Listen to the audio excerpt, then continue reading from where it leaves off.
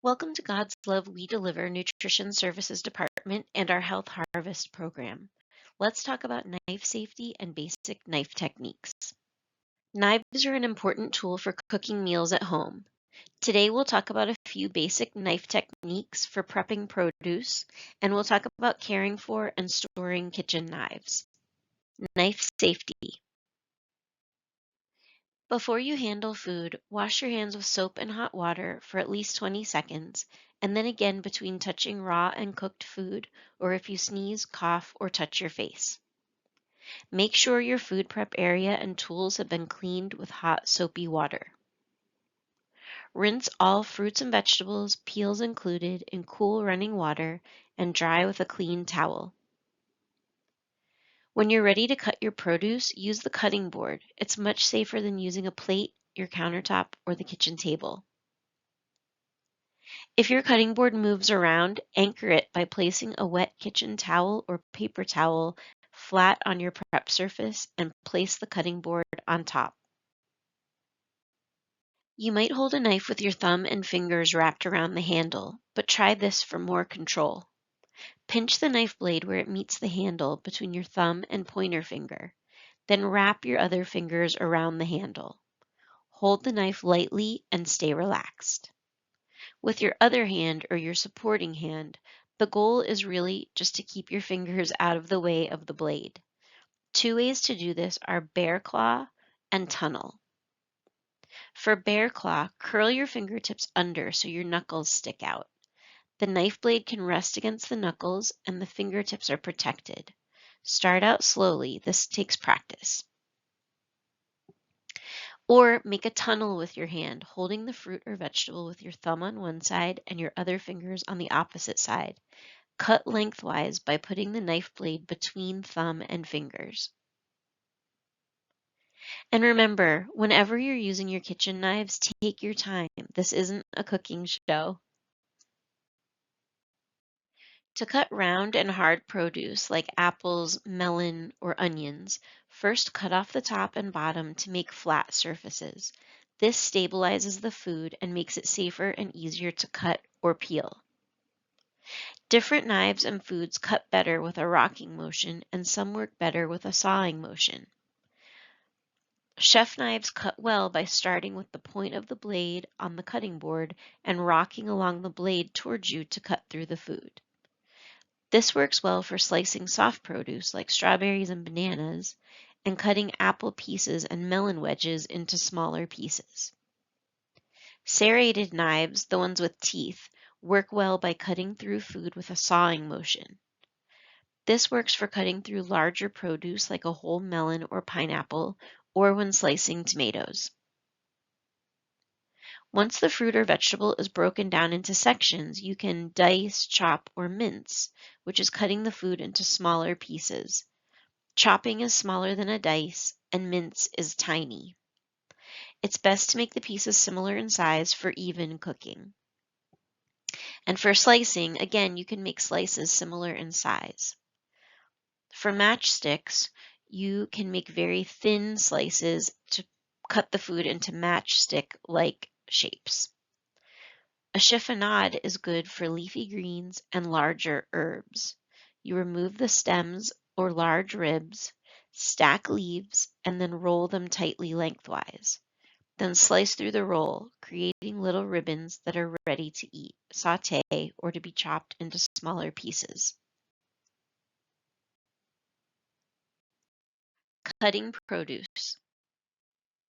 Reminder to always rinse all produce in cool water to remove visible dirt. Some produce with thick skin like pumpkins, avocados, and citrus fruit need to be peeled, and other produce like carrots or apples can be peeled or just rinsed thoroughly. Outer leaves should be removed from leafy vegetables like lettuce, greens, and Brussels sprouts. And remove any stems or leaves like on strawberries, or ends like on green beans. As we discussed, if cutting hard and round produce like apples, melon, or onions, first cut off the top and bottom to make a flat surface. This stabilizes the food and makes it safer and easier to cut and or peel. Then set the food on its flat side and if needed, peel carefully from top to bottom. Now you're ready to slice, dice, chop, or make matchsticks. Many fruits and vegetables can also be grated with the cheese grater and added to soups and salads. Try grating apples, carrots, even broccoli and cauliflower, or strawberries and mangoes. Celery, carrots, cucumbers, and some squash and eggplants can be cut into slices, sticks, or chopped and diced, depending on your plan for them. Just rinse in cool running water, peel if necessary, and trim the ends. Slice from end to end and they're ready to dip, add to salads, or saute. Or make sticks by cutting into shorter pieces. Stand a shorter piece on its end and slice into 3 to 4 pieces from top to bottom, using bear claw to protect your fingers. Now stack the slices and cut again to make sticks. Once you have sticks, you can cut them again crosswise to dice or chop into smaller pieces. Leafy greens come in many shapes and sizes, but you can prepare most of them using these techniques. First, remove any outer leaves that are damaged or discolored. Large leaves like kale can be rinsed under cool water to remove visible dirt. Smaller leaves like spinach can be added to a large bowl filled with cool water. Swirl them around to remove dirt and then lift them out of the water. Heads of lettuce or cabbage should be cut before washing the same way. To cut greens that are still in a bunch or a head, trim off the end first. Remove any large ribs by slicing down either side of the rib. For large leaves, stack, roll tightly lengthwise, and then slice crosswise into thin ribbons. Heads of lettuce and cabbage can be cut into 4 parts, then cut smaller. Smaller leaves like spinach can be cut smaller or left whole. Any leafy greens can be chopped even smaller or torn into pieces. For broccoli and cauliflower, rinse under cool water and trim the ends of the thick stems. Then trim away any discolored sections from the flower heads. Now cut the entire head right through the center, creating 2 halves. Using the point of your chef or utility knife, separate the florets from the large stem to your desired size and desired length of each stem. Now the florets are ready to dip, bake, steam, or cut smaller. With the remaining stem, trim away the smaller pieces which can be used just like the florets. The larger stem of cauliflower can be cut and used just like the florets. For the tougher broccoli stem, peel away the outer layer and then slice or chop the tender inner part, which can also be used any way that you use the florets. This inner part is also great for broccoli soup. Herbs come in many shapes and sizes. All should be rinsed in cool water and dried just before preparing. Some herbs like rosemary and thyme have hard woody stems that you'll want to remove before eating. Just pluck the leaves off and discard the stems. Herbs with soft stems like parsley and cilantro don't need to be separated.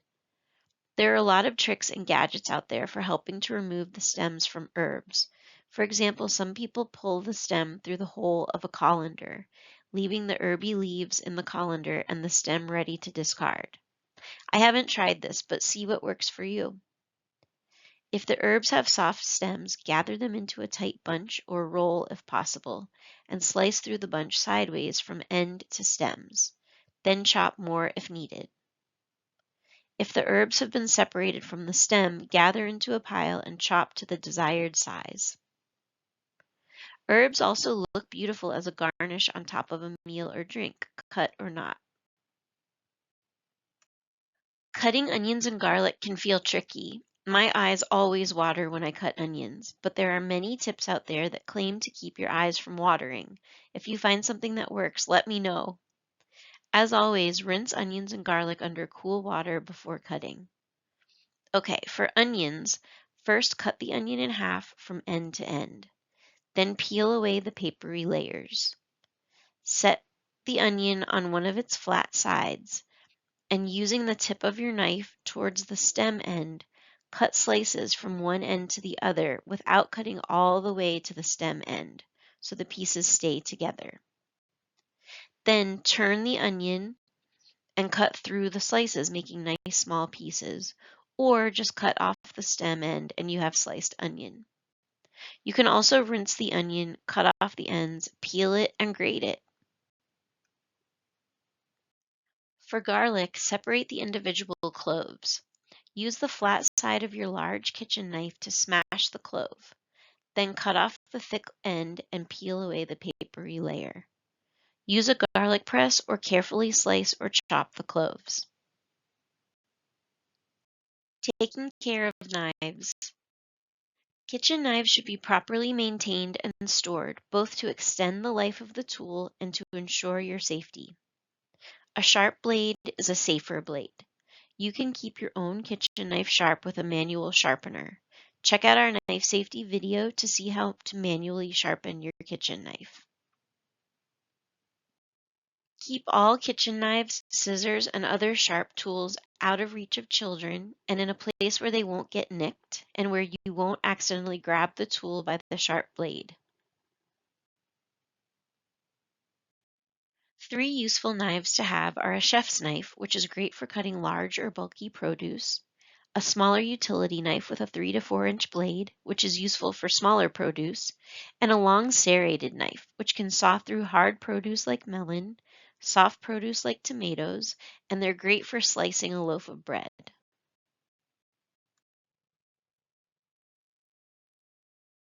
Thank you for joining us today. Please visit the nutrition portal on the God's Love We Deliver website for more health harvest, nutrition, and cooking resources.